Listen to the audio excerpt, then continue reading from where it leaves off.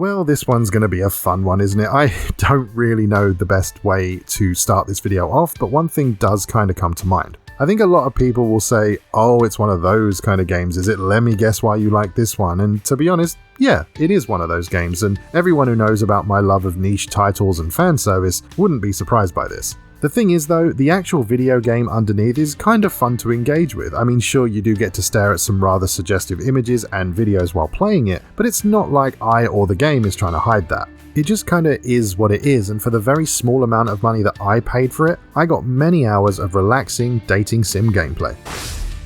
So what is Summer Sweetheart and what do you do in the game? Well, as I mentioned, it's a dating simulator that features FMV scenes, branching stories, dialogue choices, and some very light role-playing elements. There's actually not that much to say about the game overall, so I'll try to get to the point as quickly as possible. The first thing I want to mention is that sometimes the audio can seem a little bit off in terms of syncing up with the girls' mouths. And the reason for that is, as far as I understand it, that the game was originally made in China, which means that the girls are actually speaking Chinese. However, the game is presented as being in Japan and all of the dialogue has been dubbed over in Japanese. In fact, the girl that you're seeing in the footage is a popular Chinese model and cosplayer called Xia Meizhong. I'm not really sure why they decided to dub it because now they have to pay both the model and the voice actor, but regardless, it didn't really bother me during the gameplay, even though I did notice it. When you start a new game, you'll have a choice of 2 girls to date, both of which have full motion video scenes, images, different clothes, and full stories to play through. There are other girls in the game, but they're sort of like side NPC characters. You get minimal interaction with them, but you can still change their clothes and get small snippets of video with them.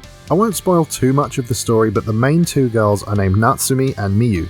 I went with Natsumi for my first playthrough, which is the one that I recorded. While walking home one night, you stumble across a clearly drunk Natsumi who basically passes out on a bench in the park. You decide that you can't just leave her there and you take her back to your place, give her a bed, and leave her alone for the night. When she wakes up in the morning, she's less than pleased and probably a little worried about where she is. She was also helped out of most of her clothes by the housekeeper who has to confirm this on the phone to her. Once Natsumi calms down, she realizes that you were just helping her and starts to act a bit nicer towards you. You're then asked to choose something for her to wear while her other clothes are washed, and then the story goes from there as you slowly bond over time. The main part of the game has the player managing their time by putting together a schedule for each day and raising your 4 stats in order to meet the requirements for the next part of the story. The 4 stats are culture, art, looks, and energy. You also have a vigor meter which determines how many activities you can actually do before needing a rest. Each day you'll need to select 4 activities for morning, daytime, evening, and nighttime. Sometimes there'll be an event put into a slot automatically,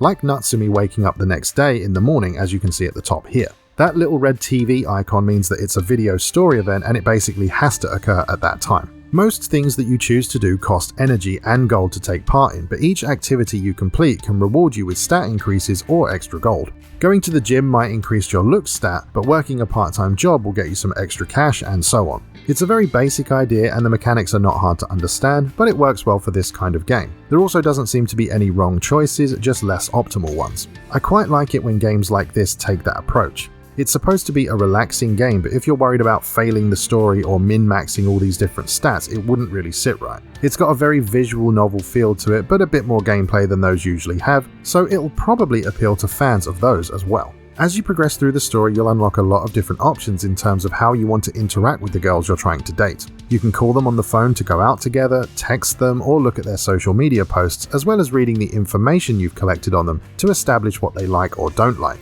A lot of these options have the potential to increase or decrease their affection for you, so just pay attention to what they said and give your responses based on what you know about them and their personality. Don't go and like a social media post that they make about them being sad, but do take them to a restaurant if they love food, for example. During the smaller dates and some minor story sections, the characters actually appear as a still image. There are multiple variations of the image, and you can actually change the clothes they wear in these images once you unlock them. How do you unlock them? Well, through a gacha machine, of course. During the game, you'll acquire a good number of these purple gems, and each attempt on the gacha machine costs 100 of them. You can get duplicate items, but if you do, the game gives you better luck for your next pull, which I think is an okay way to do it. The game does have 2 small DLCs, which are just costumes for the characters, and one of them is actually free. There is no way to pay real money for the gacha machine, so don't worry about that. I actually put Natsumi in the casual clothes and kept it that way because I really do love the look. I mean, can you blame me? The gacha screen does seem to chug rather badly when it's giving you the item, but it is so slow that it almost feels deliberate, like it was programmed to do it in slow motion or something.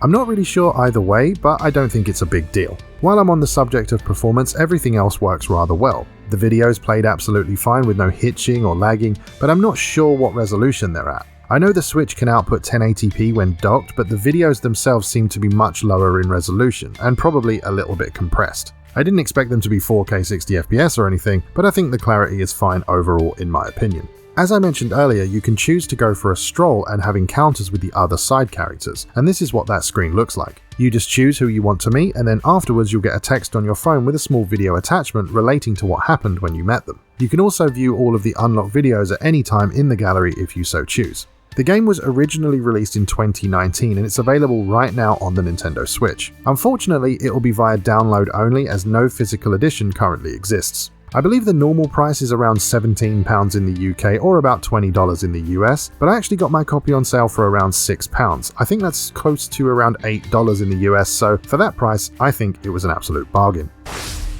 In my opinion, Summer Sweetheart is well worth a look if you're into dating sims, visual novels, or fan service style anime. It's pretty well put together, and while the Japanese dubbing is a little bit odd at times, it still works and I genuinely don't think most people would even notice. It's a very chilled out experience and relatively fun to play through, although I wouldn't advise playing this on a crowded bus or a train. To be fair, it's not actually that spicy. I mean, it's rated 12+ over here in the UK and T for teen in the US. It also contains 0 actual nudity.